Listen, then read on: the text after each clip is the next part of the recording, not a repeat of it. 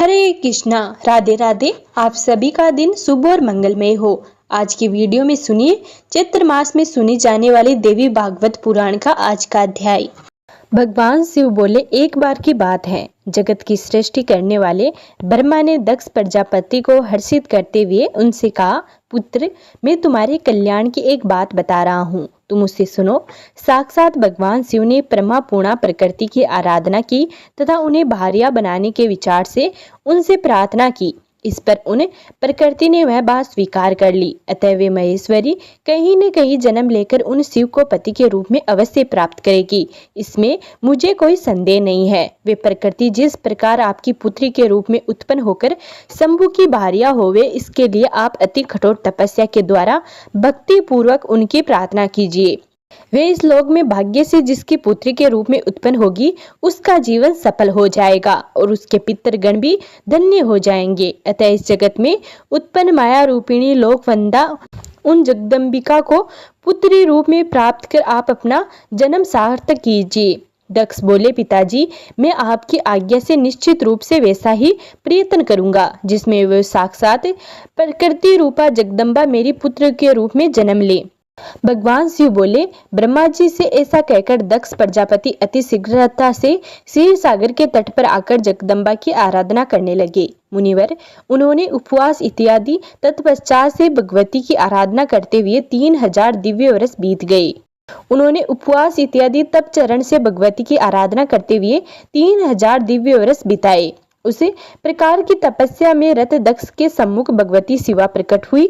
उनका विग्रह निखरे हुए काजल के समान था तथा वे 4 सुंदर विशाल भुजाओं से युक्त थी। वे अपने हाथों में खंडक, कमल तथा अभय मुद्रा धारण किए हुए थी।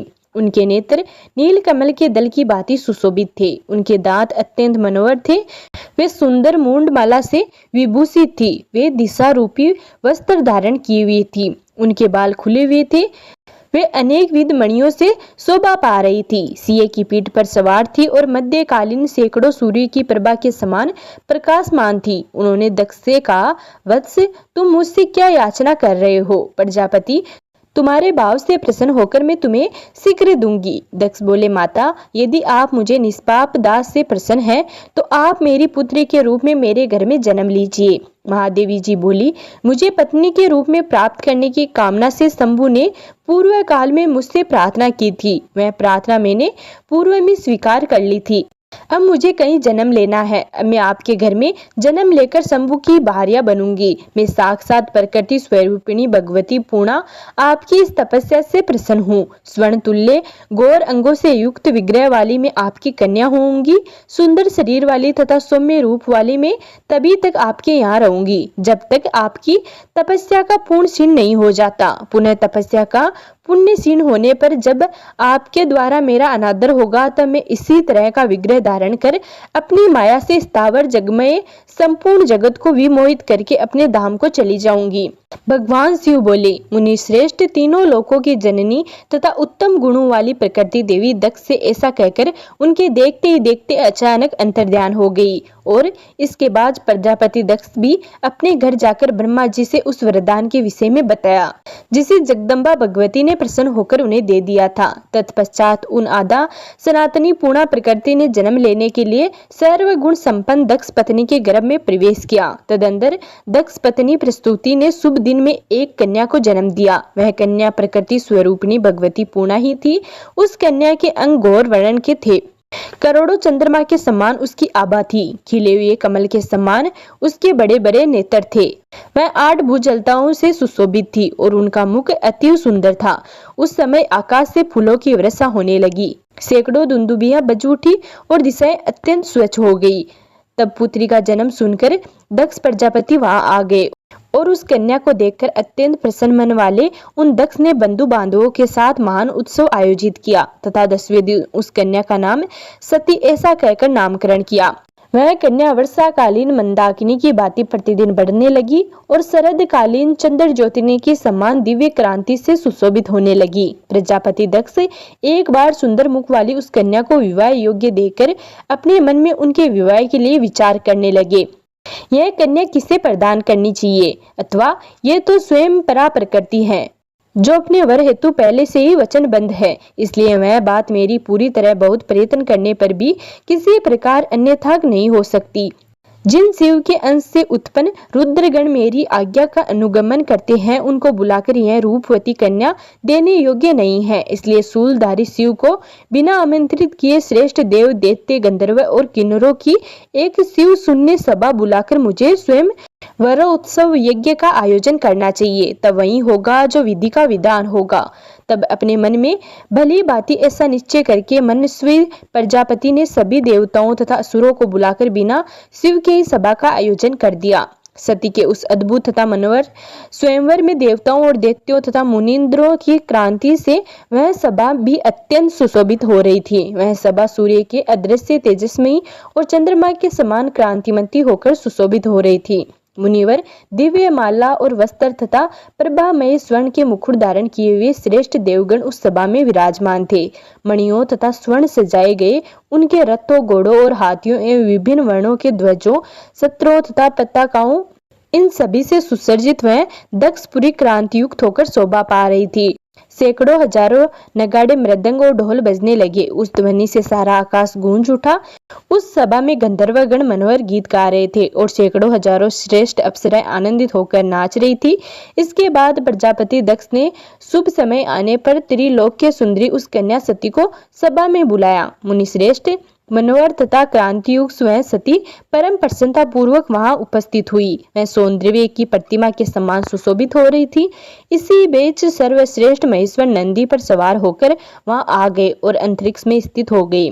तदंतर शिव विहीन उस सभा को देखकर प्रजापति दक्ष ने अपनी परम सुंदरी कन्या सती से यह कहा, माता, ये देवता, असुर, ऋषि तथा महात्मा लोग यहाँ उपस्थित हैं। इनमें से जो कोई भी आपको अच्छा प्रतीत होता है, उस गुणवान तथा सुंदर रूप वाले को माला पहनाकर आप उनका वरण कर ले। ऐसा कहने पर प्रकृति स्वरूपिणी देवी सती ने शिवाय नमः ऐसा कहकर वह माला भूमि को समर्पित कर दी और वहां पर प्रकट होकर भगवान शिव ने सती के द्वारा अर्पित की गई उस माला को अपने गले में धारण कर लिया।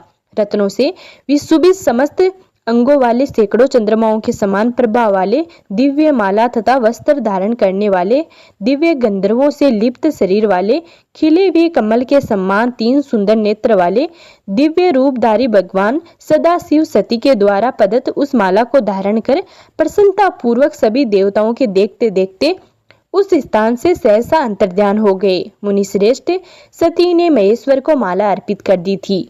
उस कारण से दक्ष प्रजापति का उस सती के प्रति आदर भाव कुछ कम हो गया। इसके बाद मरीचि आदि अपने मानस पुत्रों तथा अन्य मुनीश्वरों के साथ वहां विराजमान ब्रह्मा जी ने सभी प्रजाओं के स्वामी दक्ष से यह बात कही, आपकी इस कन्या ने देवादिदेव शिव का वरण किया है, इसलिए उन श्रेष्ठ महेश्वर को बुलाकर प्रयत्न पूर्वक वैवाहिक विधि विधान से अपनी पुत्री उन्हें दे दीजिए। उनका यह वचन सुनकर और प्रकृति देवी द्वारा कही गई पूर्व बात को याद करके दक्ष ने महेश्वर को बुलाकर उन्हें सती को सौंप दिया। महेश ने भी वैवाहिक विधान के साथ उनका प्रसन्नता पूर्वक प्राणी ग्रहण कर लिया। इसके बाद अदंतर ब्रह्मा, विष्णु और नारद आदि ऋषिगण वेद वाक्यों के द्वारा उन स्तुति प्रिय शिव तथा शिवा को स्तुति से प्रसन्न करने लगे। सभी देवतागण उनके ऊपर पुष्पों की वर्षा करने लगे। सैकड़ों हजारों दुंदुभियां भी बजने लगी और सभी देवता, गंधर्व तथा किन्नरों अत्यंत प्रसन्न हो गए। जटा तथा भस्म धारण किए हुए विश्वेश्वर शिव को देखकर दक्ष प्रजापति के चित्त में बड़ी व्याकुलता छाई हुई थी और वे मन ही मन सती को भी कोस रहे थे। तत्पश्चात सभी लोकों में एकत्रित सुंदरी सती को साथ में लेकर महेश्वर हिमालय के अत्यंत सुंदर शिखर कैलाश के लिए प्रस्थान कर गए। मुनि श्रेष्ठ, महादेव के साथ सती के चले जाने पर दक्ष प्रजापति का दिव्य ज्ञान लुप्त हो गया। भगवान शिव बोले, तदंतर भगवान शंकर और सती की बद्ध शरणा करते हुए क्षीण पुण्य वाले दक्ष प्रजापति दुख से व्याकुल होकर रोने लगे। मुनि श्रेष्ठ, दुख से तद्पत हृदय वाले उन दक्ष को देखकर शिव जी की भक्ति में तत्पर रहने वाले परम ज्ञानी मुनि दधीचि ने उनसे यह वचन कहा। दधीचि बोले, मोह के कारण परम शिव तथा सती के सत्व को न जानकर आप क्यों रो रहे हैं? आपके महान भाग्य से ही ये सती आपके घर में पुत्री रूप में उत्पन्न हुई है। ये सती साक्षात निराकार आदि प्रकृति ही है और शिव साक्षात परम पुरुष है। इसमें आप लेस मात्र भी संदेह न करें। प्रजापति, ब्रह्मा, इंद्र आदि देवताओं तथा बड़े बड़े असुरों के द्वारा कठोर तप करने पर भी जो भगवती उन्हें कभी दर्शन नहीं देती, उन्हें आपने अपनी पुत्री के रूप में प्राप्त किया है। मोह में पड़कर उन स्त्री को बिना जाने आप उनकी निंदा क्यों कर रहे हैं? निश्चित रूप से उन्हीं महामोह स्वरूपिणी भगवती ने आपको ठगा है। दक्ष बोले, वे शंभु यदि जगत के ईश्वर, अनादि और परम पुरुष हैं, तो भयंकर रूप तथा 3 नेत्र वाले उन्हें शमशानी क्यों पसंद है? और मुने, वे भिक्षुक रूप में अपने शरीर में भस्म क्यों पोते रहते हैं? दधीची बोले, वे शंभु पूर्ण नित्यानंदन स्वरूप तथा सभी ईश्वरों में भी ईश्वर हैं। जो लोग उनकी शरण ग्रहण करते हैं वे कभी भी दुख प्राप्त नहीं करते। वे भगवान शंभु भिक्षुक हैं। ऐसी दुर्बुद्धि आपकी क्यों हो गई है? ब्रह्मा आदि श्रेष्ठ देवता और तत्वदर्शी योगी जन भी जिनके परम स्वरूप को देख पाने में समर्थ नहीं है, आप उन विरूपाक्ष शंभु की निंदा क्यों कर रहे हैं? सर्वत्र विचरणशील वे भगवान सदाशिव सभी जगह विराजमान है। वे शमशान में रहे अथवा सूर में पुरी में रहे, उन्हें इसमें कोई विशेषता नहीं दिखाई पड़ती है। शिवलोक बड़ा ही अपूर्व है, वह ब्रह्मा विष्णु आदि के लिए भी दुर्लभ है। वे कुंड ब्रह्मलोक तथा स्वर्ग उस शिवलोक की एक कला के भी तुल्य नहीं है। कैलाशपुरी देवताओं के लिए भी अत्यंत दुर्बल है।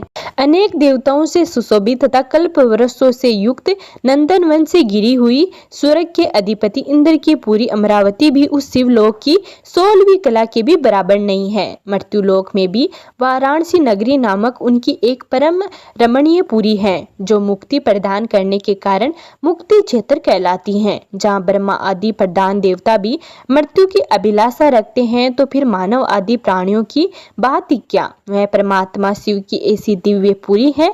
यह विचार आपकी दुर्बुद्धि का सूचक है कि बिना शमशान के अनंतर कहीं भी उनका ठिकाना नहीं है।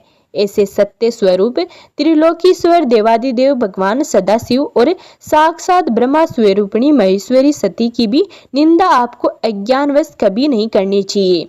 वे आपके बड़े भाग्य से आपके घर पुत्री रूप में प्रादुर्भूत हुई हैं। भगवान शिव बोले, इस प्रकार तत्वदर्शी मुनि दधीची के अनेक प्रकार से समझाने पर भी प्रजापति दक्ष ने उन महेश्वर शिव को असदाचार से रहित नहीं माना और वे बार बार उन महादेव के प्रति निंदास्पद वचन बोलते रहे।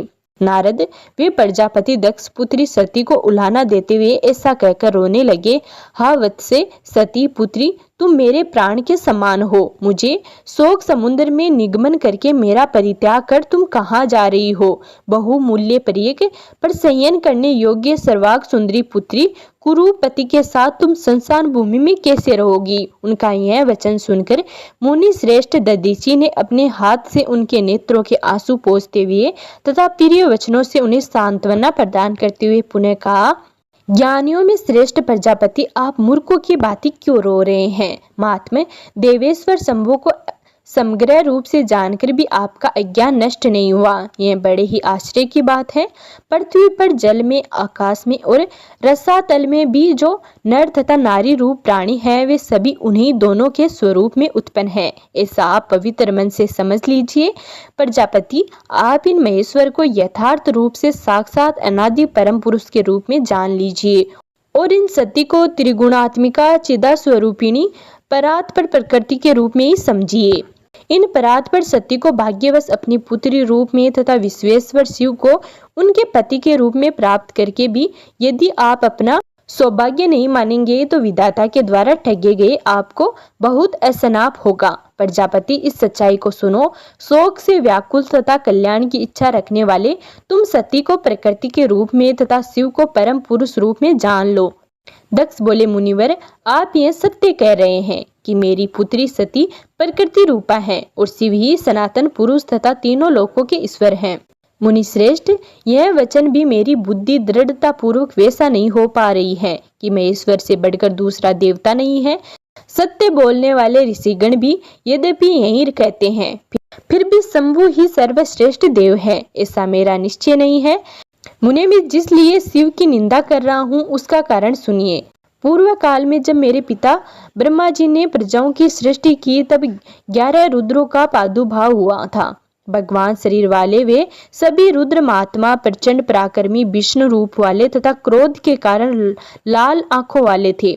वे सभी व्याघ्र चर्म धारण किए हुए थे तथा उनके सिरों पर जटाएं सुशोभित हो रही थी। वे सभी रुद्र ब्रह्मा जी की सृष्टि का लोप करते हुए तदंतर हो गए। वे सभी रुद्र ब्रह्मा जी की सृष्टि का लोप करने हेतु तत्पर हो गए। तब सृष्टि के लोप के लिए उदत उन रुद्रों को देखकर ब्रह्मा जी ने आज्ञा देकर उन्हें शांत किया और मुझसे जोर देकर कहा, भयंकर क्रम वाले ये रुद्र जिस भी तरह से शांत हो जाए, तुम शीघ्र ही वैसा उपाय करो। पुत्र, मेरी आज्ञा से तुम इन्हें वश में करो। ब्रह्मा जी के इस प्रकार के वचनों से भयभीत वे सभी भीषण पराक्रम वाले रुद्र मेरे अधीन हो गए और उनका बल तथा पराक्रम क्षीण हो गया। महामुने, उसी समय से मुझ में शिव के प्रति अनादर भाव उत्पन्न हो गया। मेरी आज्ञा के अधीन रहने वाले प्रचंड पराक्रमी ये रुद्र जिसके अंश से उत्पन्न है, मेरे समक्ष उसकी क्या श्रेष्ठता है। मेरी पुत्री सती रूप तथा गुण से जिस प्रकार की है उसे तो आप भली भांति जानते ही हैं। अब मैं आपसे और क्या कहूँ। क्या मेरी आज्ञा के अधीन रहने वाला शिव उसे कन्या के योग्य वर को हो सकता है। सत्पात्र को दिया गया दान पुण्य और यश बढ़ाने वाला होता है, इसलिए बुद्धिमान पुरुष को चाहिए कि योग्य पात्र देखकर ही उसे अपनी कन्या प्रदान करे। मामुने, बंधु बांधुओं को साथ में लेकर वर के रूप में स्वभाव तथा कुल पर संयम विचार करने के बाद ही पाद पुरुष को अपनी कन्या सत्पात्र को देनी चाहिए। इन्हीं सब बातों पर विचार करके मैंने पूर्व में सती के स्वयंवर में कुल तथा शील से रहित उस शिव को आमंत्रित नहीं किया था। सुनिए, मेरे मन में जो कुछ भी है उसे आपको साफ साफ बता रहा हूँ। जिसके अंश से मेरी आज्ञा के वशीभूत ये महारुद्र उत्पन्न हुए हैं, वह शिव जब तक इसके साथ मेरे पास आता रहेगा तब तक मैं उनके प्रति इच्छा रखूंगा। यह सच सच कह रहा हूँ। जब वे शंभु विद्वेष का फल प्रदान करने में समर्थ हो जाएंगे तभी मैं उनकी पूजा करूंगा। यह मेरी दृढ़ प्रतिज्ञा है। महादेव जी बोले। दक्ष का यह वचन सुनकर वे मुनीश्वर दधीची अपने मन में सोचने लगे कि भवानी तथा शिव ने इस महामूर्ख प्रजापति दक्ष को निश्चय ही अपनी कृपा से वंचित कर दिया है। जो लोग मन, वाणी और कर्म से सती और महेश्वर का आश्रय ग्रहण करते हैं वे भी मोह में पड़ जाने के कारण उन्हें भली भांति जानने में समर्थ हो जाते हैं। तब यह दक्ष से समझाया जा सकता तो भला इस संसार में कौन मुक्ति प्राप्त नहीं कर लेता। मुने, ऐसा सोचकर और फिर बिना कुछ बोले मुनि दधीची अपने आश्रम को चले गए। इसके बाद दक्ष प्रजापति दुख से बार बार लंबी लंबी सांसें लेते हुए अपने भवन में प्रविष्ट हो गए। तो यह था आज का अध्याय।